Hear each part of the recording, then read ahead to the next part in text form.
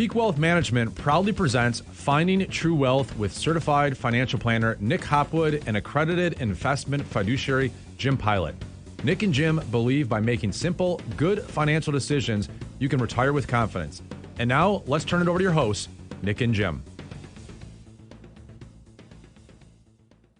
Welcome everyone to the Trust the Plan podcast. I'm Nick. And I'm Preston. And Preston has not many days left of single life, right? Yeah, I just checked yesterday. So as of today, it'll be 45 days until the wedding. Month and a half. Countdown. Do you make like a paper chain? No. And there was a bachelor party a couple weeks ago, right? There was, yeah. Last weekend we went to downtown Detroit, did some bars, did the Tigers game, did the casino, of course. Okay. Win any money? No. So I sat down at a blackjack table. That's what I like to play when I go. And I sit down, and there's a guy sitting next to me who's been at the table, and he says, "Don't play." I'm like, "Don't? What do you mean?" He's like, "The Steelers terrible. Don't even put your money in." I'm like, "Well, I'll see." So I sit out one hand. Everybody at the table loses that hand. And I'm like, well, everyone lost. Buy low. Maybe I should put some money in, right? So I start playing. And within 4 hands, everyone at the table just walked away except for me. I'm the last one left. And then that dealer left. New dealer came in. And I started winning off the new dealer. Then the new one left. Old guy came back. And I just took my money. I was like, I'm not playing with this guy anymore. So you walked away at a profit? At a loss still, actually. Oh, okay. Yeah, because I lost so much on the first guy. Okay. But that's it was the way fun. It works. Yeah. You got to watch out for those dealers. Yeah. Well, today on the show, and by the way, at Peak, we believe that by providing education and guidance, we can help you make great financial decisions so you can retire with peak confidence. I like that one. Yeah. And if you're listening, give us a try next time on YouTube and subscribe and ring that bell for us. Now, today we're talking about taxes, okay? So it's kind of the middle of the year, good time to reevaluate where we are with taxes. And, one thing that's different with small business owners versus a W-2 employee is the taxes. So as a business owner, you have more opportunities to save money on taxes, like creating a solo K plan, a SEP IRA, a cash balance pension plan, not to mention just having the opportunity to write off business expenses, which then lowers your income according to the IRS, right? As a W-2 employee, you don't have those options, but you still have a lot of options, right? Right. So let's walk through those and be cognizant of where we are mid-year. And by the way, let me say this. You should be meeting with your CPA twice per year, okay? Once to do your tax return, and the second time in November to do some tax planning. Now, we're in the middle of the year, but we can still be aware of these things. We don't need a meeting with the CPA today, but we want to make sure that we're checking in on our plan. Yeah, CPA might be on the golf course right now anyway. So. Yeah, we like to work with CPAs that actually answer the phone in the summer, though. Right, yeah. But a lot of places, if you are, using the big block store, if you will, right. They might not answer, which is a shame. So Preston made this wonderful graphic for us here. So let's walk through this. Yeah. So as a W-2 employee, 401k is sort of the first place everybody thinks to start because a lot of companies offer the 401k. Almost every time they incentivize you with a match, which is fantastic. So at the bare minimum, you want to make sure you get your whole match.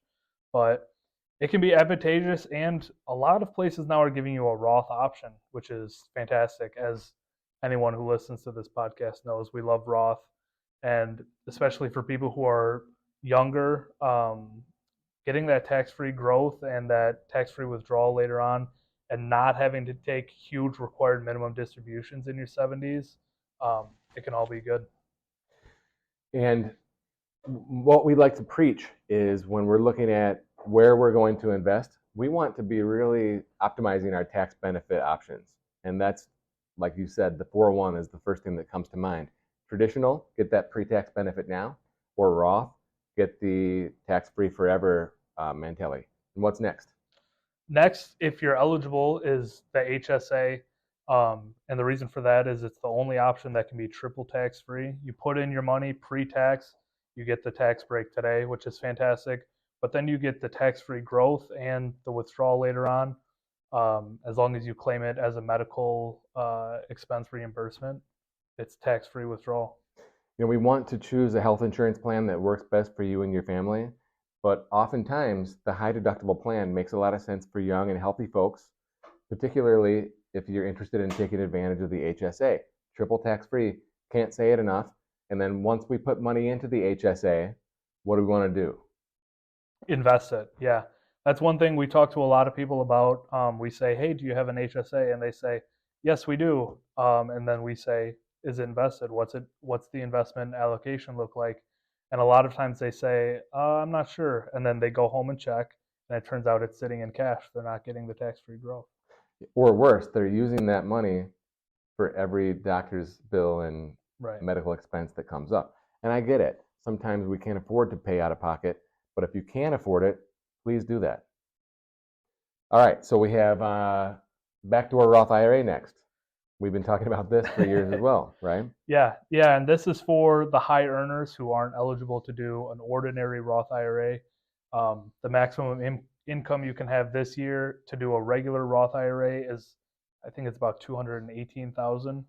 But if you're beyond that, your only option, if you wanted, would be to do the backdoor Roth IRA, which is you open a traditional IRA, you contribute to it without taking the tax deduction, and then you immediately roll it over into your Roth IRA, and then just like that, you've made your Roth IRA contribution essentially, even though technically you're not supposed to. But Whoa. Preston's here giving away all the details here. You're not going to need him if he tells you exactly how to do it. it's true. Okay, and the next up is the Mega Roth 401k.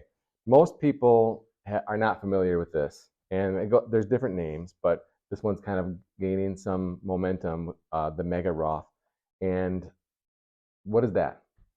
So that is, if you've exhausted all the options that we already talked about, sometimes employers will offer what's called an after-tax contribution, and that's where this Mega Roth comes in. Is you can contribute up to $66,000 in total in your 401k if you've got this option, and then all of the contributions into this after-tax portion can later be rolled into Roth. A lot more companies are starting to offer these, so you should definitely ask HR if your company has this as part of the 401k plan.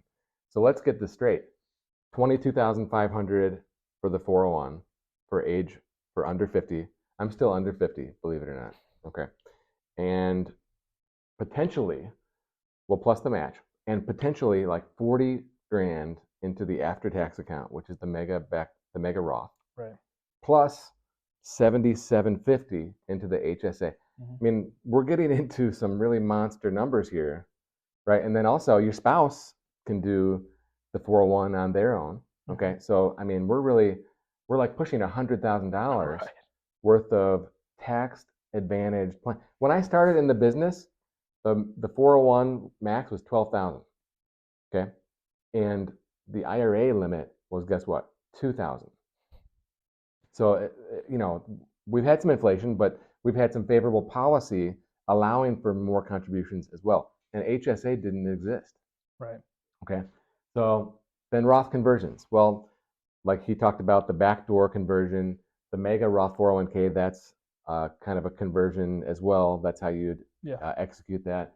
And then finally, the Roth conversion in the sense of moving money from your traditional IRA into the Roth IRA. There's a certain window of people where this is most advantageous as well, isn't there?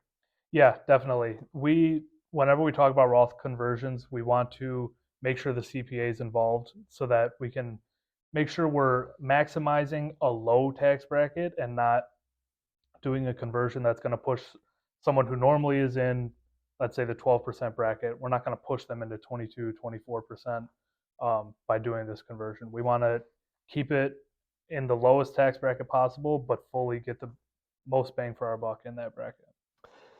Very good. And finally, what's not on here is charity. So you can make charitable contributions, a cash gift to the church or a charity, a nonprofit where you can write off on your taxes.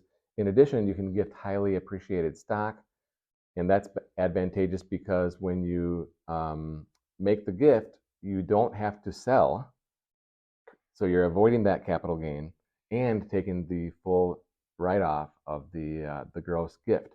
And then finally, we have the required minimum distributions, which can be gifted to the charity as well, which is tax advantageous for our retirees over age 73. So in closing, I think that there are quite a lot of things that we can do for taxes to optimize for a W-2, not just small business owners. Yeah, absolutely. There are so many options and such a high dollar amount that you can use to your advantage. Like we always say, it's easy for us to spend your money on good ways to save and take advantage of the taxes. I wouldn't say spend.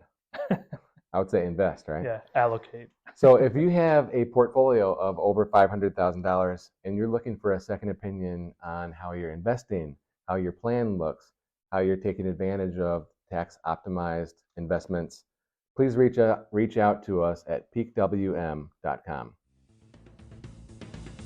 You've been listening to Certified Financial Planner Nick Hopwood and accredited investment fiduciary Jim Pilot on the Finding True Wealth podcast, sponsored by Peak Wealth Management. You can learn more about Peak Wealth Management by visiting peakwm.com or follow on Twitter at nhopwood1.